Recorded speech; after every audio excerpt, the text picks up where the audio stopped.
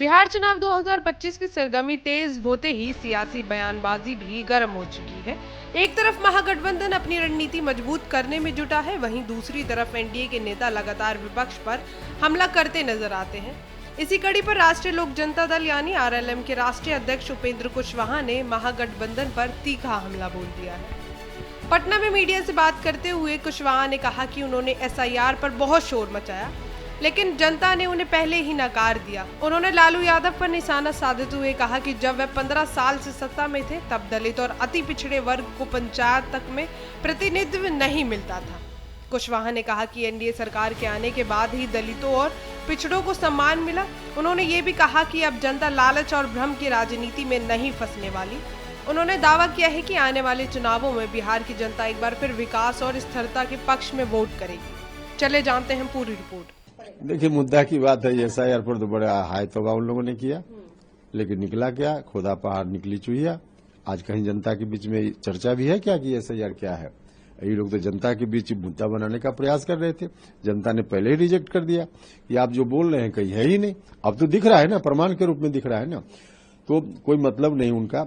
और जो कुछ भी कह रहे हैं कि एनडीए वालों ने कुछ नहीं किया, हम आवाज उठा रहे हैं। क्या आवाज उठा रहे हो?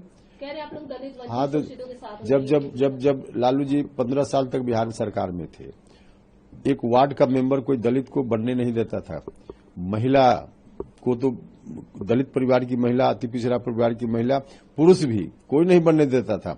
नीतीश कुमार जी जब आए, एनडीए की सरकार आई, तो इस सरकार ने आने के तुरंत बाद उस समय जो प्रावधान था उसमें बदलाव किया, और बदलाव का परिणाम है कि आज दलित परिवार की महिला, महादलित परिवार की महिला, अति पिछड़ा परिवार की महिला और पुरुष महिला और ज्यादा ही, उनकी संख्या आज पंचायत प्रतिनिधि के रूप में, नगर निकाय में प्रतिनिधि के रूप में, यहां तक कि जिला परिषद की अध्यक्ष बनकर, बड़ा बड़ा शहर वहां की मेयर बनकर, अब महिलाएं किस तरह से डीएम के सामने, कलेक्टर के सामने कुर्सी पर बैठकर आंख में आंख मिलाकर बात करती है। तो यह किसने दिया? लालू जी को किसने रोका था इस काम को करने के लिए?